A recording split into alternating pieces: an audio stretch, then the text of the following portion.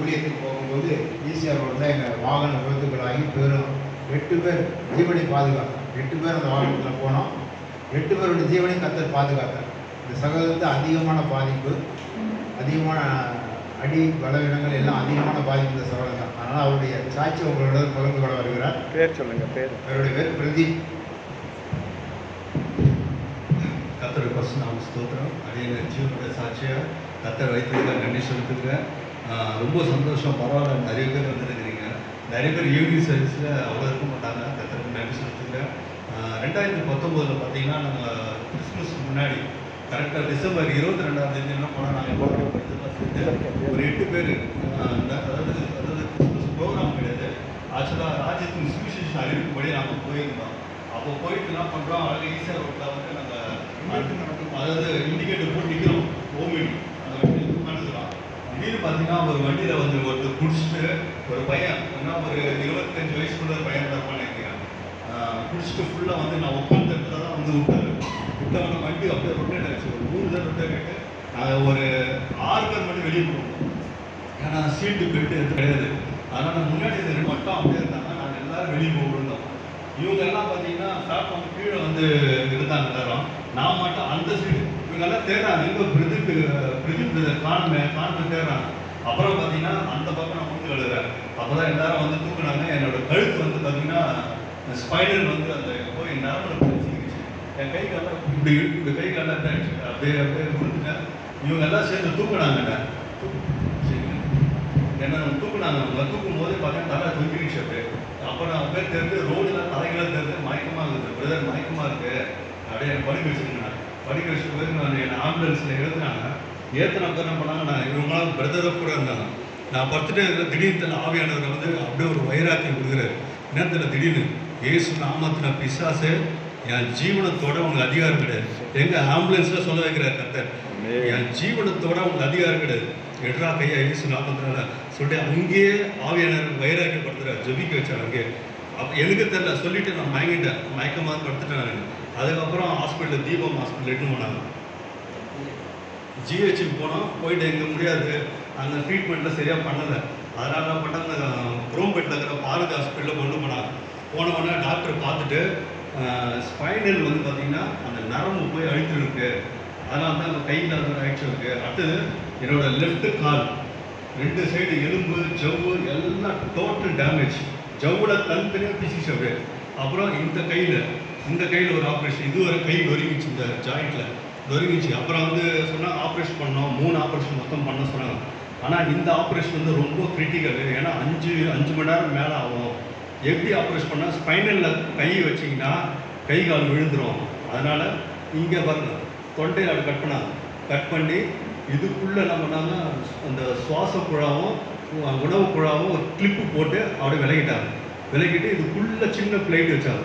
ஏன்னா அந்த நரம்பு மாட்டக்கூடாது சொல்லிட்டு. அப்புறம் டாக்டர் சொல்லிட்டாங்க ஆப்ரேஷன் பண்ணுவோம், திடீர்னு பார்த்தீங்கன்னா இவருக்கு மூச்சு திணறல் வரலாம், அப்படி ஆயிடுச்சுன்னா நாங்கள் வெண்டிலேட்டரில் போட்டுருவோம் அப்படின்னாங்க.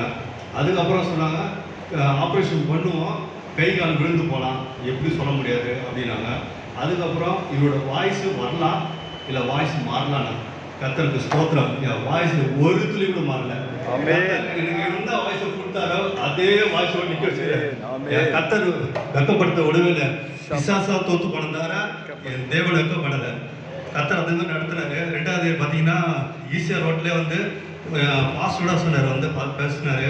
நிறைய பேர் வந்தாங்க, நிறைய ஊழியர்கள் பேசுனாங்க. சொன்னால் ஈசிஆர் ரோட்டில் அடிப்பட்டவங்க யாரும் ஜீவனோட இல்லையா, அங்கேயே ஸ்பாட்டில் இறந்துருவாங்க, இல்லைன்னா அப்புறம் இறந்துருவாங்க. ஆனால் இதுவரை கர்த்தர் 4 வருஷமாக என்ன நடத்தி கொண்டு வந்தார். சார் நடக்க முடியாது சொன்னால் டாக்டரு நடக்க வச்சார். டாக்டரு ஆச்சரியப்படுறாங்க. நாங்கள் வந்து ஆப்ரேஷன் பண்ணுறோம், பார்த்தீங்கன்னா இந்த சுவாச குழாலும் 2 தனியாக எடுத்துட்டாங்க. ஆனால் மூச்சு திணற வரைச்சோம். இவருக்கு ஒரு பர்சன்ட் கூட மூச்சு திணற வரல. டாக்டரே ஆச்சரியப்பட்டாங்க. அது மாத்திரம் இல்லை, இந்த கையில் ஆப்ரேஷன் பண்ணாங்க, இதுவும் செட் ஆச்சு. இந்த கால் ஆப்ரேஷன் பண்ணாங்க பார்த்தீங்களா, அது வந்து பார்த்து தப்பாக பண்ணிட்டாங்க. மறுபடியும் இன்னொரு ஆப்ரேஷன், 2வது ஆப்ரேஷன் பண்ணாங்க. இப்போ பாரு கர்த்தர் கிருபையினால நான் நிற்கிறேன். நான் அதை பற்றி கவலைப்படல. ஆண்டவர்கிட்ட போய் நான் ஏன் ஆண்டவர் நடந்தது, இது எதுக்காக நடந்தது கேள்வி நான் கேட்க மாட்டேன். ஏன் தெரியுங்களா, அவர் எச்சமான். அது மாத்திரம் இல்லை, என்னோட தகவல் அவர் கேட்கறதுக்கு நமக்கு எந்த ரைட்ஸ் கிடையாது, சரிங்களா?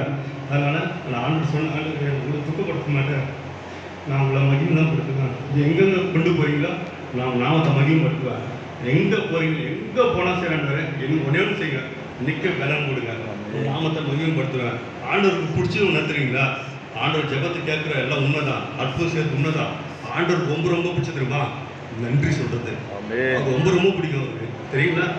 ஆண்டவர் ரொம்ப ரொம்ப பிடிச்சது நன்றி, சரிங்களா? பிசாசுக்கு பிடிக்காது தெரியுமா? நான் வரும்போது நம்ப மாட்டீங்க, நான் வரணும்னு சொல்லிட்டேன் பிரதர்கிட்ட, முன்னாடியே பாஸ்டர் சொல்லிட்டேன்.